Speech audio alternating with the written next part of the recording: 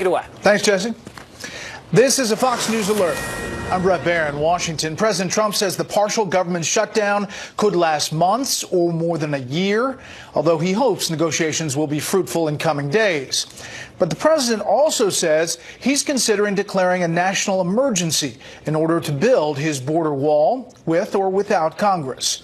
The statements come on the day the stock market surged on higher than expected jobs numbers for December, and the Federal Reserve chair saying he will be patient with interest rate hikes. We have Fox team coverage tonight. Doug McKelway is on Capitol Hill, where Democrats are firmly entrenched against the president's border wall. Correspondent Kevin Corke, though, starts us off tonight from the White House, where the president seems equally committed to his position. Good evening, Kevin. Evening, Brett. Asked if he would consider those emergency powers to grant himself the authority to somehow fund the wall without congressional approval. The president said yes, he thought about it, and yes, he would do it if it came to that. Just the very latest twist in the ongoing debate about funding the wall and ending the partial government shutdown. We can use them, absolutely. We can call a national emergency because of the security of our country, absolutely. No, we can do it. I haven't done it. I may do it. But we can call a national emergency and build it very quickly. President Trump today on the heels of a 2-hour meeting with Democrats here at the White House. We just completed a lengthy and sometimes contentious conversation with the president. We had a very, very productive meeting. Two viewpoints of a very important meeting with a singular purpose: to end the partial government shutdown. I'm not saying it was an easy meeting or even a kind meeting or a nice meeting, but in the end, I think we've come a long way. And we're going to be working very hard over the weekend. It was the second such gathering this week of leaders from both parties in the Situation Room here at the White House. While neither side would share specifics about the conversations, the consensus was there's more work to be done. The southern border is a dangerous, horrible disaster. We've done a great job, but you can't really do the kind of job we have to do unless you have a major, powerful barrier, and that's what we're going to have. Our aim will be to find a solution, not just simply to end the government shutdown, to provide funding to end the crisis at our southern border, to achieve real border security, and to build a wall on our southern border. The wall, the pillar of the president's promise to defend the border, and an absolute non-starter for Democrats, who vowed to stand pat until the president reopened the government. We have a disagreement on the refusal of the president to open up the government. But with the impasse now at 14 days and counting, the prospects of a quick solution seem considerably murky at best. It's very hard to see how progress will be made unless they open up the government. And I think I can speak for Republicans in the House and Republicans in the Senate. They feel very strongly about having a safe country, having a border that makes sense. Without borders, I've said it many times, we don't have a country. I hope it doesn't go on even beyond a few more days. And the meetings, Brett, continued tomorrow, both at 11 and 1 o'clock, including the Vice President, Mike Pence, as they try to end the impasse. Another very quick note, senior administration officials, Brett, are set to receive $10,000 annual raises beginning tomorrow. And while today the Vice President said he would turn down his raise, the President said he would consider asking other senior officials to follow suit. Brett? Kevin, you know, the president threatened to declare a national emergency to build the wall. So can he actually do that? Well, listen, most people say no, he can't do that, Brett, but I think a better answer is it depends, because while legally he cannot, without congressional approval, say take money from one pot in the federal budget and move it to another to build a wall, other legal scholars always warn us about the broad nature of the president's powers under a national emergency. Either way, if he attempted to do so, it is a certainty that he would face a legal challenge from lawmakers and others. Kevin Corke, live on the North Lawn. Kevin, thank you. The New Look Democrat-led House has already passed legislation to end the shutdown without border wall funding. But the Republican leader of the Senate is rejecting that, calling it a complete waste of time. Tonight, correspondent Doug McKelway looks at where things stand and where they may go from here.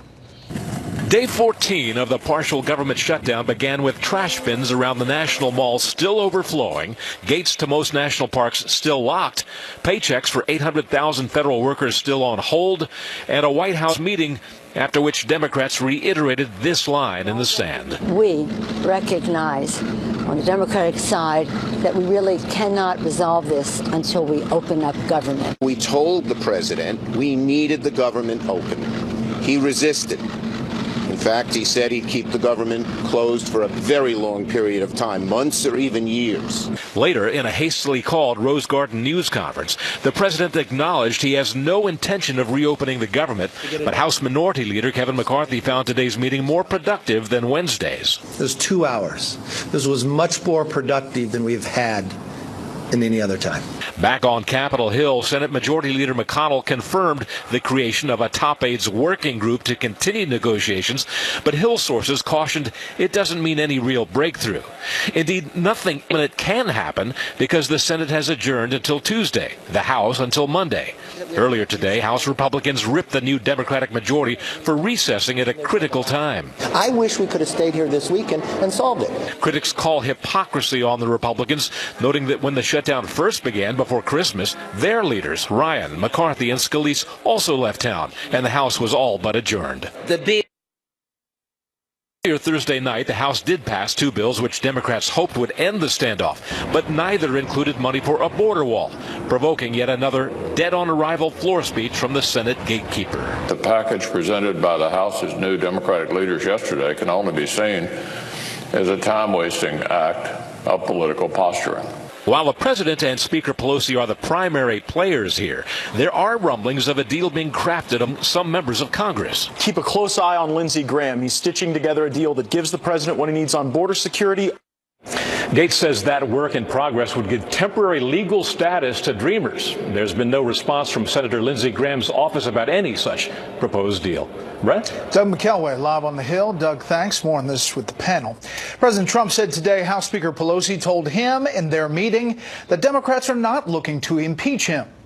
But one of Pelosi's new Democratic colleagues, one of the first female Muslims ever elected to Congress, has made it extremely clear she feels differently, and she's not alone. But the way this Congresswoman did it is causing quite a stir here in Washington. Correspondent Jillian Turner shows us.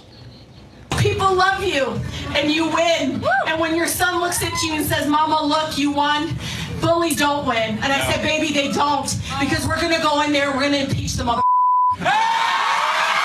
With just 7 words, brand new Democratic Congresswoman Rashida Tlaib's taken the long simmering rift in the Democratic caucus over impeaching President Trump and shoved it into the spotlight. The self-described unbossed Congresswoman hasn't ever minced words about the president, on the campaign trail or now. "I will always speak truth to power, #unapologetically me." Now President Trump's punching back with exactly what he thinks about her expletives last night at that Move On rally and the far left's calls to impeach him. Her comments were disgraceful. She dishonored herself, and I think she dishonored her family. Using language like that in front of her son, I thought it was highly disrespectful to the United States of America. Nancy said, "We're not looking to impeach you."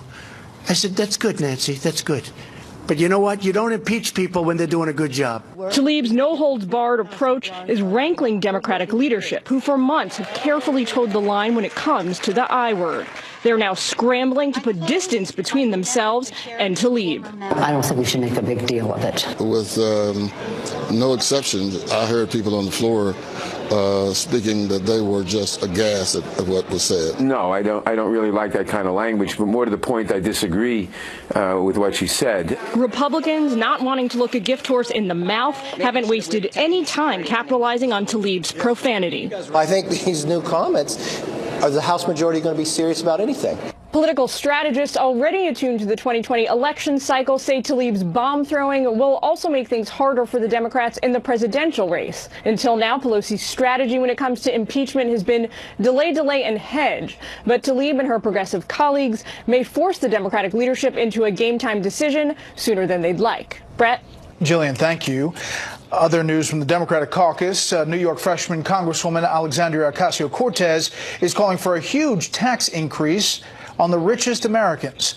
The self-described socialist made the comments during an interview to be played on 60 Minutes this Sunday. But once you get to like the tippy tops, on your $10 millionth dollar, sometimes you see tax rates as high as 60 or 70%. That doesn't mean all $10 million are taxed at an extremely high rate, but it means that as you climb up this ladder, you should be contributing more. Ocasio-Cortez calls her proposal, which is geared toward environmental spending, the Green New Deal. Huge job growth in December and words of assurance from the Fed chairman sent stocks soaring today. The Dow surging 747. The S&P 500 gained 84. The Nasdaq jumped 275. For the week, the Dow was up almost 1 2/3 percentage points. The S&P 500 gained almost 2. The Nasdaq finished ahead 2 1/3. Let's talk about another wild week on Wall Street, ending obviously on a very high note. Susan Lee of the Fox Business Network joins us from New York. Good evening, Susan. Good evening, Brett. A blow-up December to cap off the best year of jobs growth in 312,000 jobs were added to the economy. The jobless rate rising from its near 50-year lows, but that's because more people were entering the workforce, with the participation rate jumping above 63%. Wages were up over 3%, finishing the best full year of wage growth in 10. 2018 saw the best year of job creation since 2015, with over 2.6 million jobs added, and that extends the longest stretch of jobs expansion in history. Lots of positions available in healthcare and hospitality leisure, with both sectors adding over 50,000 in the month, and a huge year for manufacturing, over 30,000 jobs in December. That brings a total to 264,000 on the year, the biggest annual increase for the sector in 21 years. And the strong labor report underlines a growing U.S. economy. It doesn't get any better than this, and I really would urge people to reconsider their pessimism. Big rally on Wall Street in reaction, recovering from the worst two-day start to a new year since 2000. Investors were also relieved by comments from the Federal Reserve Chairman Jerome Powell, indicating that interest rates may not necessarily go up this year. There is no preset path for policy. And particularly with the muted inflation readings that we've seen coming in, we will be patient as we watch to see how the economy evolves. When pressed, Powell said that he would not resign if President Trump asked him to. Another positive lifting spirits today was news that the Chinese side has confirmed 2 days of trade talks with the U.S. Trade tensions, along with interest rates, have weighed on global markets. But with today's big rally, the first week of 2019 finishing off in positive territory, a trend that many investors hope will continue for the rest of the year. Brett? You bet. Susan, thank you. Yeah. Breaking late this afternoon, a federal grand jury here in Washington will continue its work with the special prosecutor's probe into the 2016 election. That panel's original 18-month term ended today. Sources at the courthouse will not confirm to Fox News whether this extension is for another 6 months. However, typically a grand jury term caps out at 24 months. Special counsel Robert Mueller is using this grand jury, and its work has, in fact, been extended. Up next, why some residents of North Carolina have no one to speak for them in the House of Representatives tonight. We'll explain. First, what some of our other Fox affiliates around the country are covering tonight. Fox 45 in Baltimore, as the largest hotel chain in the world, confirms approximately 5.25 million unencrypted passport numbers belonging to guests were illegally accessed. That number represents fewer Marriott customers than previously believed. The FBI is leading the probe of the data theft. Investigators suspect the hackers were working on behalf of China. Fox Kansas in Wichita, as Kansas Republican Senator Pat Roberts says he will not seek re-election in 2020. Roberts is 82, is serving his 4th term in the Senate. He began his career on Capitol Hill as an aide in 1967. No word yet who may look to run for that open seat in Kansas next election. And this is a live look at Orlando from Fox 35. The big story there tonight, a tragic one. 5 children heading to Disney World in a church van from Louisiana were killed in a fiery crash on Interstate 75 in North Florida today. 2 truck drivers also died. The Associated Press reports the National Transportation Safety Board would normally send a team to help with the investigation, but cannot because of the government shutdown. Investigators say a big rig and a passenger vehicle collided in the northbound lanes of the highway and continued across the guardrail and into the path of another big truck and that church van. That's tonight's Live Look. Outside the Beltway from Special Report. We'll be right back.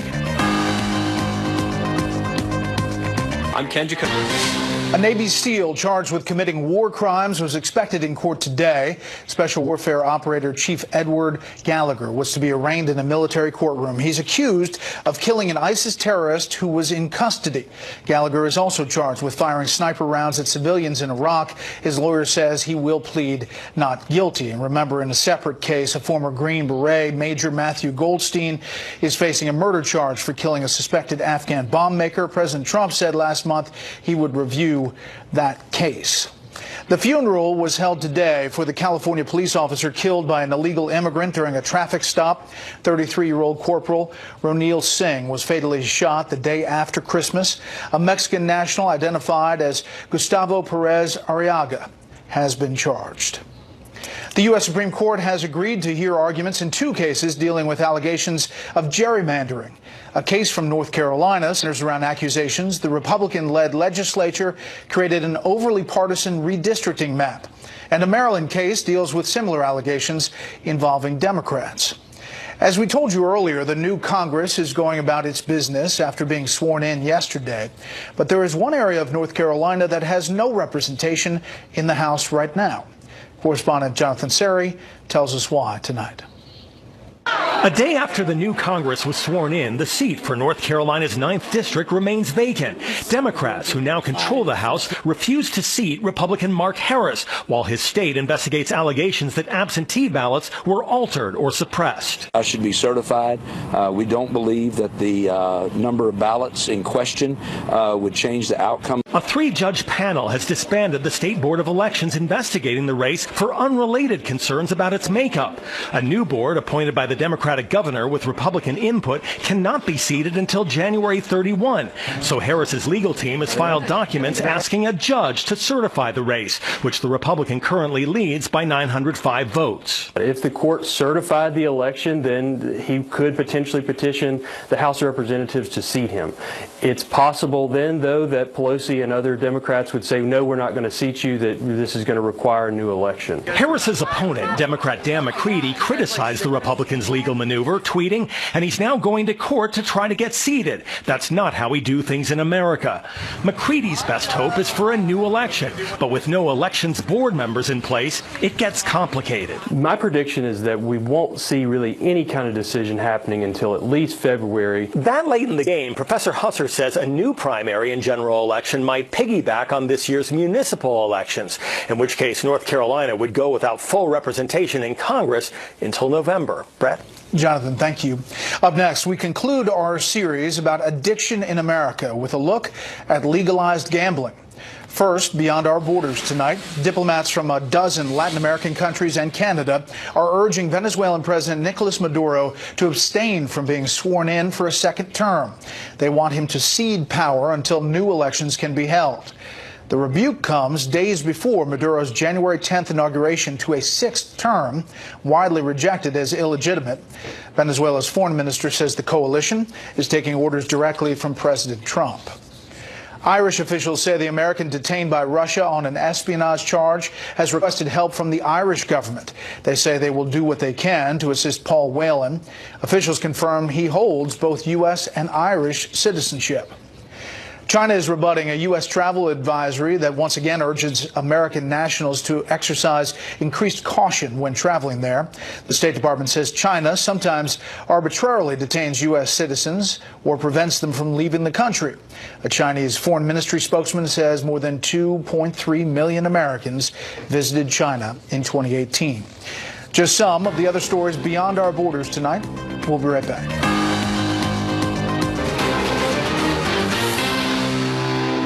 Tonight we conclude our series on addiction in America with a look at gambling. It's an industry that is experiencing major growth, but is there a cost to all that growth? Correspondent Kristen Fisher has our report. The feeling is a feeling of desperation, of helplessness. David Tarbert has been battling a gambling addiction for nearly 40 years. The attorney and former law professor is now in recovery, but he says the temptation is still there. It's impossible. Gambling's everywhere, and it's even the news covers when the jackpot gets to a certain level. This is now massive commerce. It's hundreds of billions of dollars. And the industry is expanding. Just this week, the NFL announced Caesars Entertainment as its first official casino sponsor in a $90 million deal. And it's not just big business getting in on the action. 6 states and the District of Columbia legalized sports betting last year after the Supreme Court ruled to lift the ban. Dozens more states are expected to follow in 2019. It's similar to the growing trend towards legalizing recreational marijuana. Right now, what they're focusing on is new jobs, new revenue. You can't have a fair assessment of the benefits unless you look at the costs. And the costs are grim. And it exploits the poorest members of our society. You gamble till your last dollar's gone. 20% of states still don't provide a single penny of public funding to prevent or treat gambling addiction. And the states that do spend less than 25 cents per gambler per year. This would be the same thing as saying a state just choosing not to fund drug abuse programs. If you show someone the MRI of a problem gambler, the brain of a problem gambler looks indistinguishable from the brain of a cocaine addict. They have those same regions that are deadened and those other regions that are highly activated. The first thing we need to do is we need to get the government out of the business of sponsoring gambling, where governments try to sell us on the idea that the answer to budget crises is to pass a lottery. Until then, health advocates argue that any entity that regulates and profits from gambling should use a portion of that revenue to help prevent and treat gambling addiction. Brett? Kristen, thanks. The president says the partial government shutdown could last months or more, but he's still hopeful about negotiations. We'll get reaction from the panel when we come back.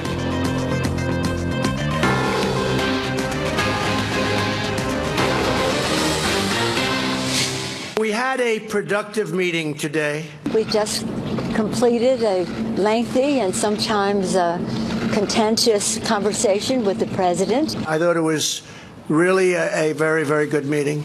We're all on the same path in terms of wanting to get government open. He said he'd keep the government closed for a very long period of time, months or even years. Absolutely, I said that. I don't think it will, but I am prepared. It really could open very quickly. I've designated a group, and we're going to be meeting over the weekend, that group, to determine what we're going to do about the border. Negotiations are continuing. The president seems hopeful. Different perspective, perhaps, or look at that same meeting from the Democrats out on the driveway in front of the West Wing. The president also saying today this. We can call a national emergency because of the security of our country. Absolutely. No, we can do it. I haven't done it. I may do it. I may do it. But we can call a national emergency and build it very quickly. And it's another way of doing it. But if we can do it through a negotiated process, we're giving that a shot. Saying national emergency to build the border wall with or without Congress. So what about all of this? Let's bring in our panel. Byron York, chief political correspondent of the Washington Examiner. Karen Tumulty, opinion writer for the Washington Post. And national security analyst Morgan Ortagus. Byron. Well, the president has been talking about this military option for a while now. It is totally unclear how much money out of the military budget he might be able to use. No, I don't think anybody thinks it's a big amount, and it's certainly not $5 billion. But it's something that could end up being tested. And I think another interesting thing to think about here is this is an unusual and new situation for Nancy Pelosi, too. She's been Speaker of the House before, but she was Speaker of the House for 4 years between 2007 and 11 when Democrats had the majority in the Senate, for the last 2 years when they had a really big majority in the Senate. And in 2011, when Republicans took over the House, the new House GOP passed a lot of stuff that went nowhere in the Democratic Senate with a Democratic White House. I think we could be in for quite a long standoff. Karen. Well, I do think the emergency powers that he is talking about do need to be defined a little more clearly. The Constitution certainly does give the president emergency powers, but if you take that too far, you may be actually hitting the tripwire, the other great topic of conversation today, which was impeachment, whether it becomes abuse of power. And that's something that I think, and he himself said they're trying to get some clarity on how far he can go with this. Yeah, and whether it is moving money from one pot to another, or whether it is actually having the military build the wall, there's a lot of questions about what exactly that would mean. But he's clearly indicating he wants to negotiate a way out. But also what constitutes a national emergency. It's these emergency powers that are really sort of murky here. Here is the Senate Minority Leader and the Majority Leader today. We made a plea to the president once again. Don't hold millions of Americans, hundreds of thousands of workers hostage. Open up the government and let's continue the discussions. The package presented by the House's new Democratic leaders yesterday can only be seen as a time-wasting act of political posturing. Morgan? So I think if you look at the dynamics of where we are right now, you have a very energized Democrat Party. They've came back into power. They've taken over the House, and just the dynamics in Washington, I think, are on their favor. So what could the president do to make the party more demoralized? That would be to cave on this. So he really, I think, has to stick to his guns where he is. And if he sticks it out, I think for me the breaking point, what I'm looking at is what happens when things like TSA workers start to walk, or what happens for the people who are up for 2020, moderate Republicans. When do they sort of say enough is enough? I still think that the president is in good standing with his base, especially after what happened in December. But it's how long can he keep this coalition together is my question. Some TSA workers apparently are calling in sick in pretty big numbers. The real deadline may be, Byron, next Friday, where the next round of paychecks are scheduled to go out, and that's kind of an internal deadline. It is. I still think semantics are going to play a role in the way this is resolved somehow. The Democrats have been so strong against a wall. Nancy Pelosi again called it an immorality. But they're not so opposed to, quote, what they call enhanced fencing. There's got to be a way that they can come together on enhancing the fencing, either extending the 405 miles of pedestrian fencing that currently exists on the border, or strengthening some of the shoddy fencing that exists in places. And apparently Senator Lindsey Graham is working with others to cobble together something, dealing with the Dreamers, dealing with something else. So a lot of questions about that today as well. You mentioned impeachment. The president said during this meeting that Nancy Pelosi told him, quote, "We're not looking to impeach you." He went on to say you can't impeach people who are doing such a great job. But there are people, obviously, in the Democratic caucus looking to impeach the president. One of them, a freshman congresswoman who caused a stir. We're going to go in there, we're going to impeach the I don't think we should make a big deal of it. Words weigh a ton. And the president has to realize that his words weigh a ton, too. And some of the words that he used has a direct impact on people's lives. My colleagues' comments do not have an impact on people's lives. I thought that was a great dishonor to her and to her family. I thought it was highly disrespectful to the United States of America. Congresswoman Rashida Tlaib said, tweeted, "I will always speak truth to power, unapologetically me. This is not just about Donald Trump. This is about all of us in the face of the constitutional crisis. We must rise." Karen. Well, she's discussing the issue of impeachment, but in doing that, she managed to use sort of the queen of all vulgarities. And so I think that this is probably a learning experience for a freshman congresswoman, which is that the cameras and the recordings are always out there. But Nancy Pelosi has an issue here, too, in that she wants to tamp down this impeachment talk.